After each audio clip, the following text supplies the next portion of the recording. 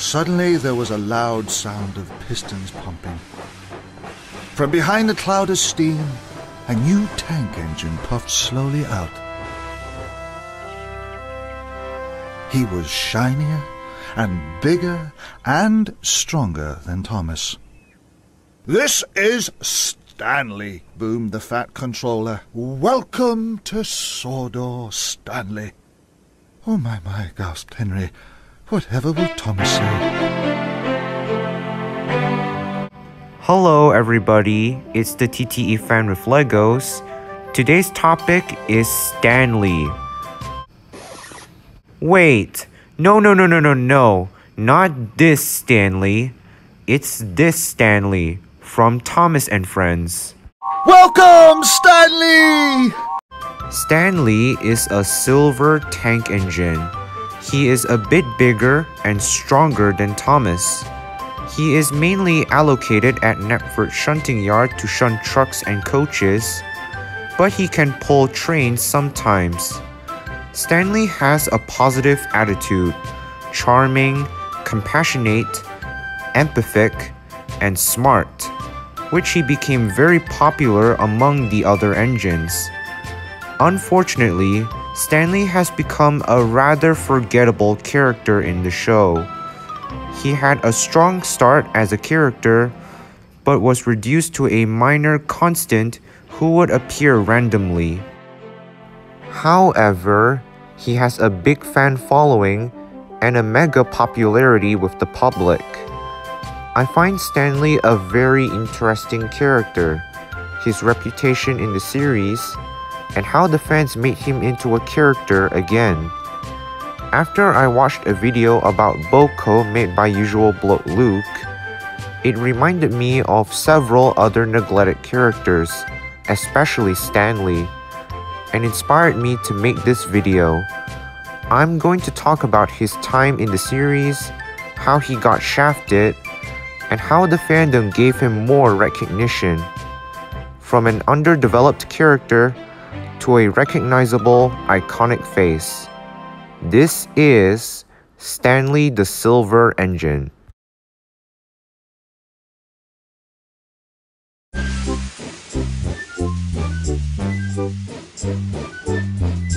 Since Thomas and Friends is a fictional creation based on real life, all of the engines each have a real-life basis.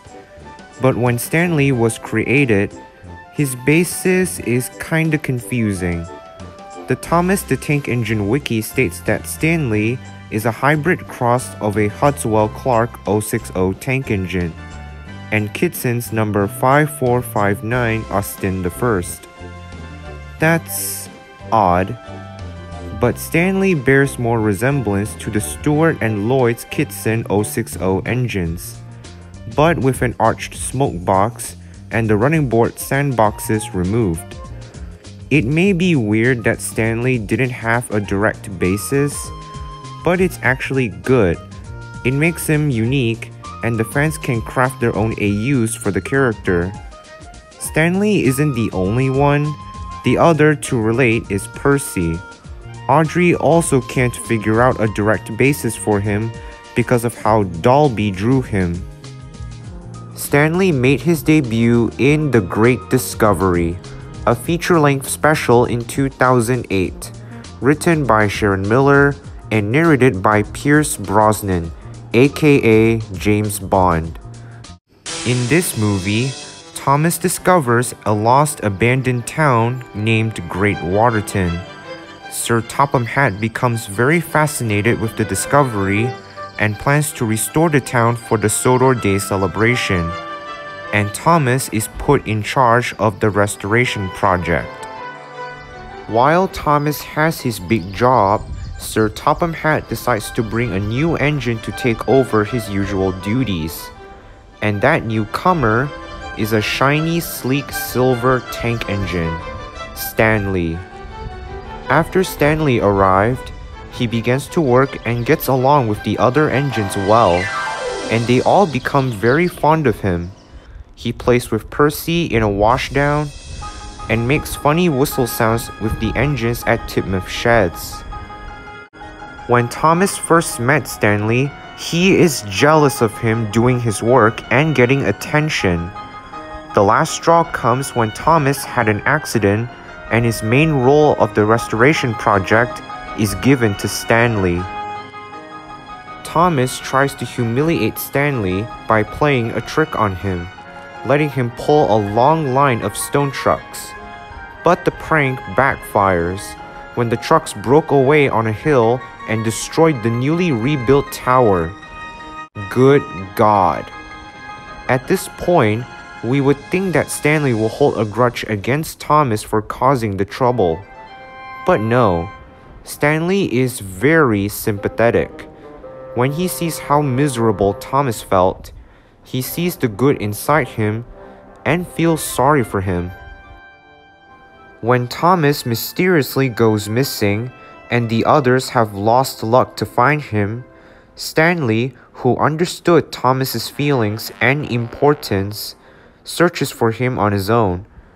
After he found Thomas and rescued him, the blue tank engine apologizes for his jealousy, and the two become friends themselves.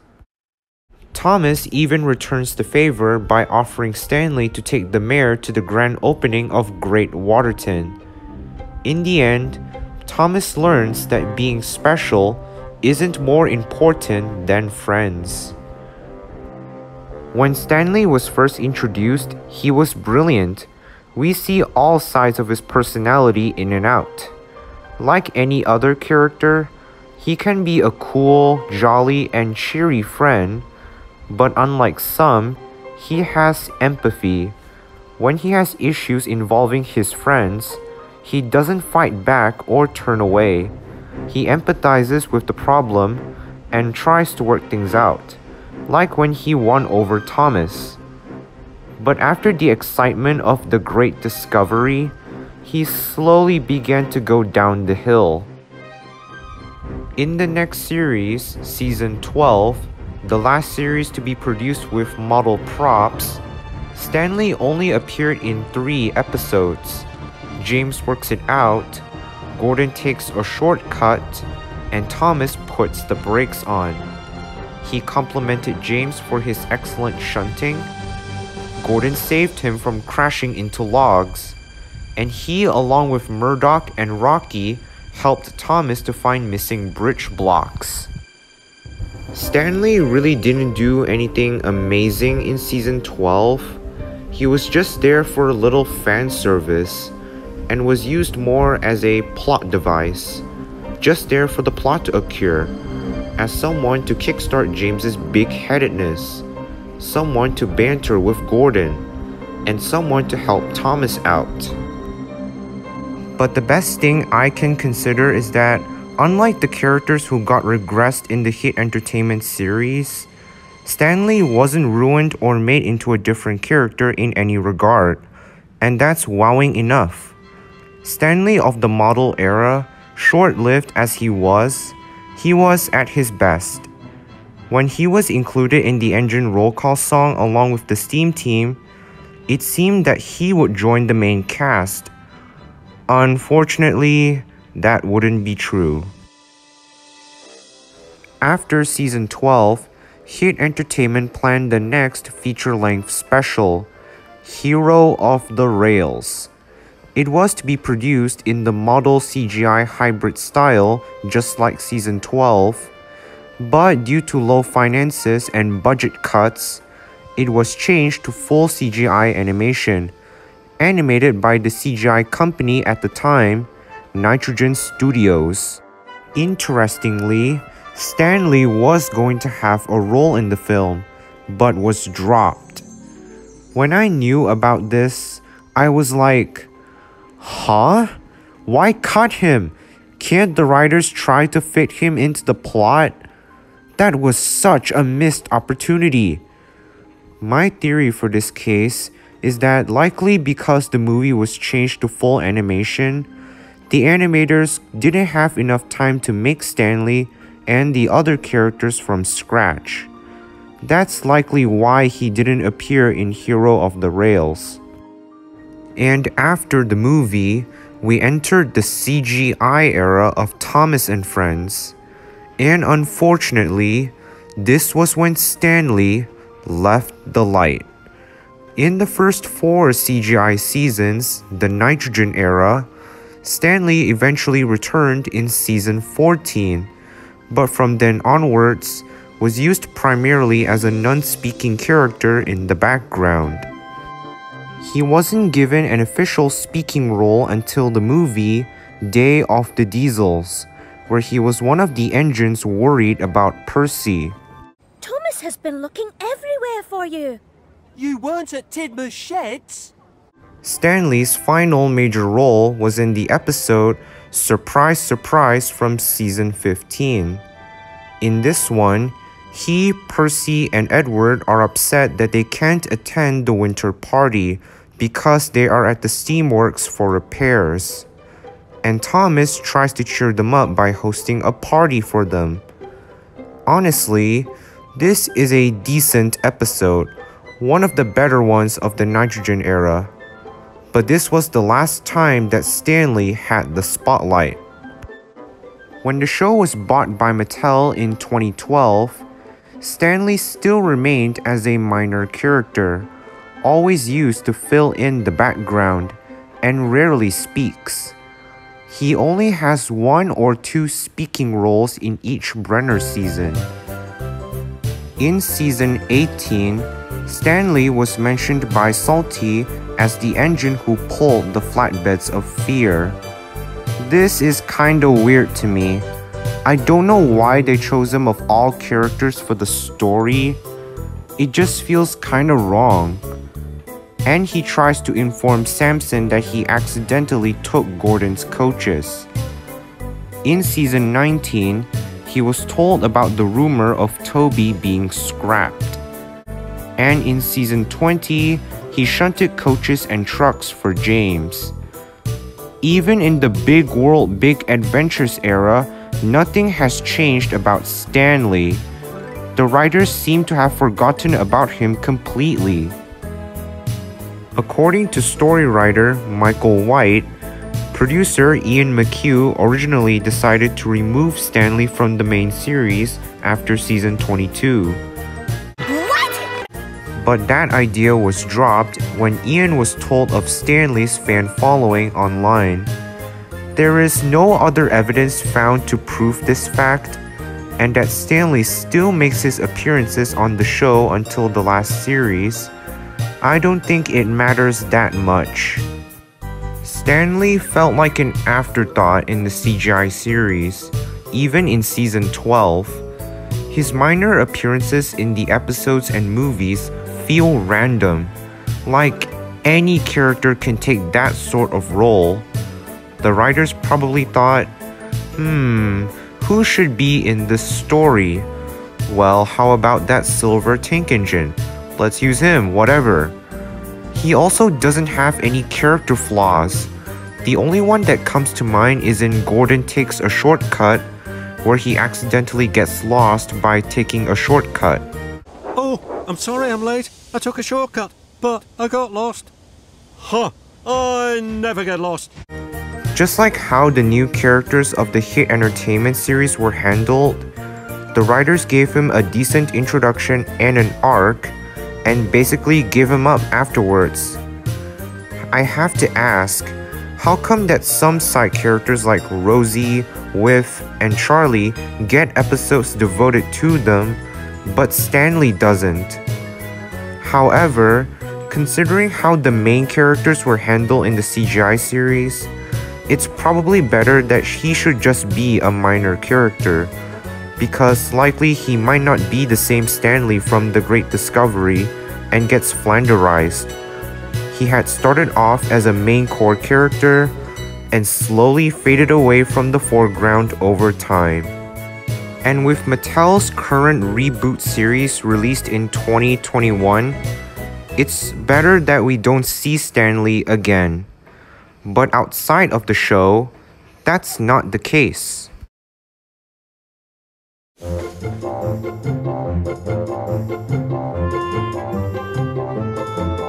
When most of the hit characters like Stanley faded away from the limelight and never seen again, that's when the content creators come in.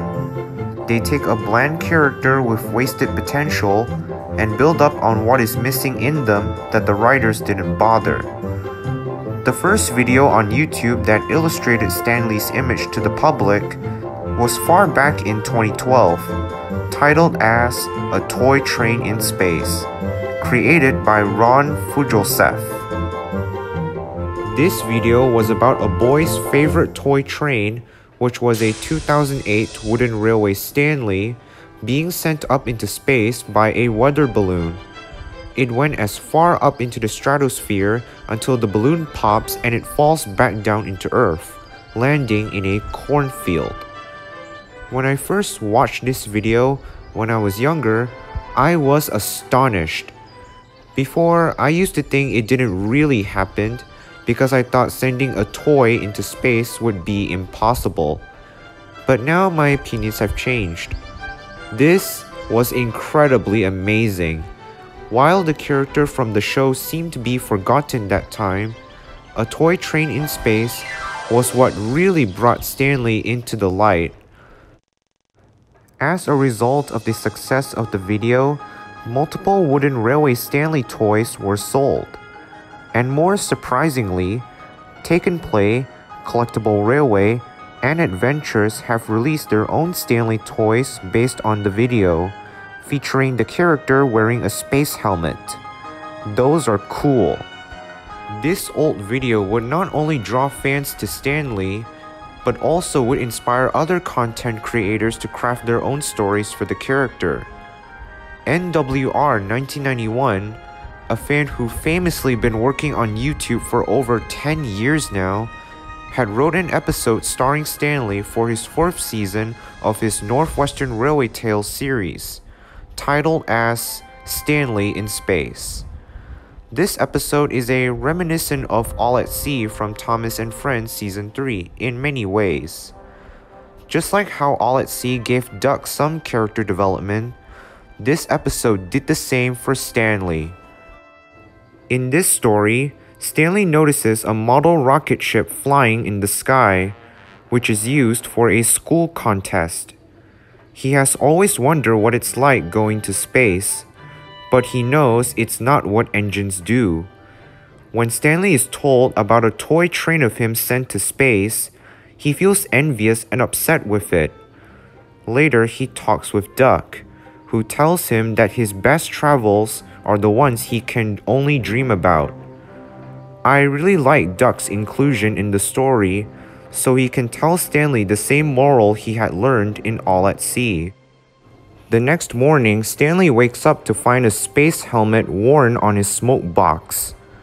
The man in charge of the school contest has decided to borrow him as his mascot engine to represent Sodor, to cheer him up by bringing his dream to life. This episode really did Stanley some favors. NWR 1991 had taken full inspiration from the old YouTube video and the toys based off it to write a good story for the character, and he isn't the only fan who does this. I myself have created my own episode about Stanley's interest of space for my 2nd season of my Diecast Sodor series, titled as Dream On, Stanley. My story follows very closely to NWR 1991's Stanley in Space and All at Sea from Thomas and Friends. To check out my episode, I'll put a link in the description, and also stay tuned for more stories from Diecast Sodor Season 3. Anyway, back to the video. There is another Thomas content creator by the name of Rosie the Cutie 1995. She uploaded an episode for her Thomas's Magical Adventure series in 2015, titled as Stanley's Baby Delivery. This story shows a more determined side to Stanley, showing that he is willing to go extreme lengths to help a pregnant woman in labor to get to hospital. Despite the fact there is no track layout used, I won't deny this is a great story. What an episode this is. And we also got Enterprising Engine 93, who made 2 stories about Stanley for his Enterprising Engine series back in 2012. The first video, titled as Conspiracy Theory, an episode of the first season, is about Stanley being conflicted by the idea of diesels taking over. I really like how the story connects with the event of steam engines' existence being abolished by dieselization in real life. And the 5 morals presented to Stanley feel very strong. One is how shortcomings can lead to negative consequences as explained by Diesel.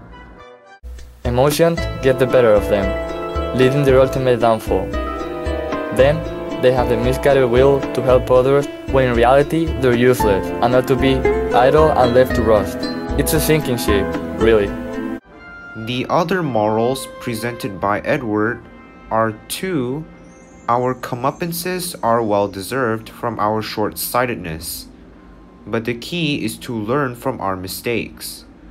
There is a hero inside of us and a redemption is very possible. 3. To find fulfillment, we must be willing to find it, and sometimes there is an answer all along. 4. We can always count on our friends to keep in good company. We may have lost ones along the way, but if we have each other, we cannot be broken. And 5. We recognize our limitations and improve our potential. When there's a will, a way, you may think our hopes have gone in flames, but even the unlikely source can accomplish something wonderful. So we will live to fight another day. Feel better, Stanley. Feel better. And in future, don't take any notice of Diesel's silly conspiracy theories, will you? Your story is your own interpretation. Don't let anyone tell you different. Let you decide where the world is coming to, because no one truly knows. We only make stories about it just to keep us sane. Wow, Edward. Thank you. This episode feels like a love letter to those who are struggling in their lives. The story gives Stanley a newfound sense of purpose and would inspire everyone to keep progressing into their futures. The past is our interpretation, our future is our aspiration, and our present is a day just waiting to be seized. These are the tales of the enterprising engines, and their exploits will never cease to be.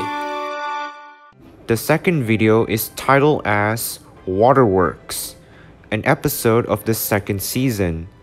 It is about Stanley investigating the abandoned waterworks near Great Waterton, but he and his crew get into big trouble when they get trapped in a flooding room. Luckily, Stanley is able to save his crew from their fates in quick thinking. Alright, Stanley, it's all or nothing now. You have one shot of this, make it count. The fireman blew the whistle, and it shot off like a rocket, ricocheting off the walls and hitting the precise plank, dropping the rope to Stanley's crew. They quickly produced a makeshift grappling hook and began to climb for their lives. At this point in the story, I seriously thought Stanley is gonna drown, but fortunately he is rescued and deemed as an enterprising engine. Boy, what an adventure this is! I also really like the decision to film videos outdoors, as it gives good background and all the details put in with Lego building.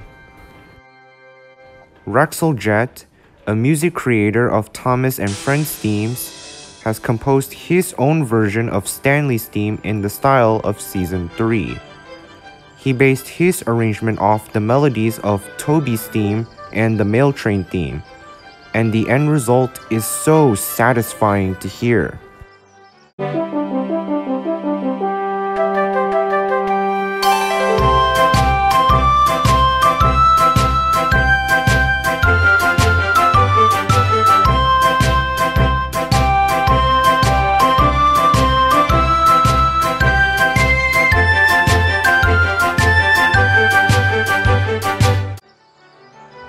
The last content creator I want to mention is the guy who shows the most dedication to the character, the Silver Bolt 22.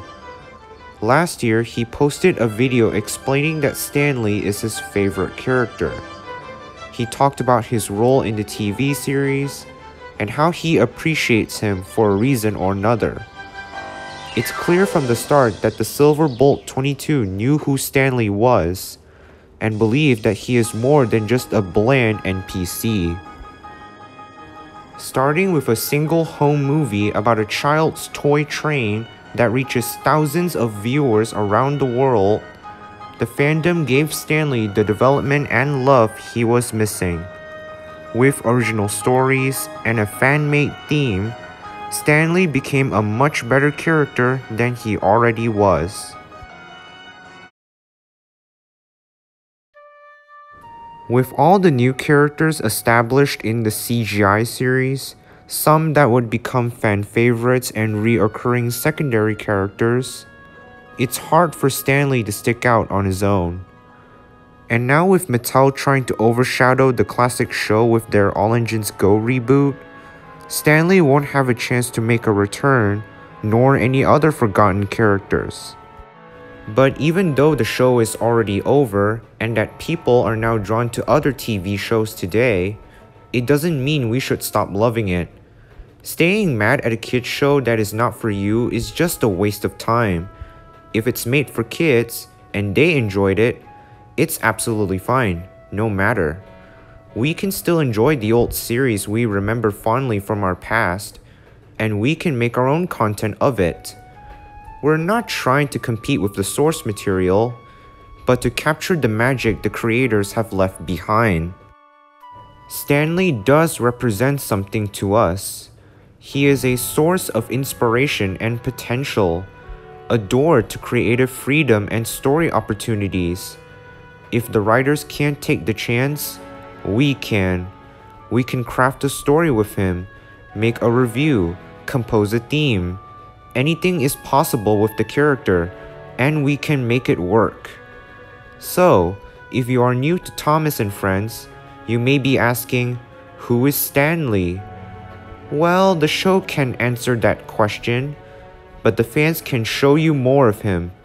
Rather than having a one-note personality, Stanley can have an interest for space. No matter what Mattel does with the series, or whatever happens next, the Thomas and Friends fandom will still be here. A group of passionate people who honor the legacy of the Reverend and ensure that Thomas and Friends has its presence in everyone's hearts. With all the content creators who are still working today, their creativity gives others a purpose. That is what makes Stanley very special.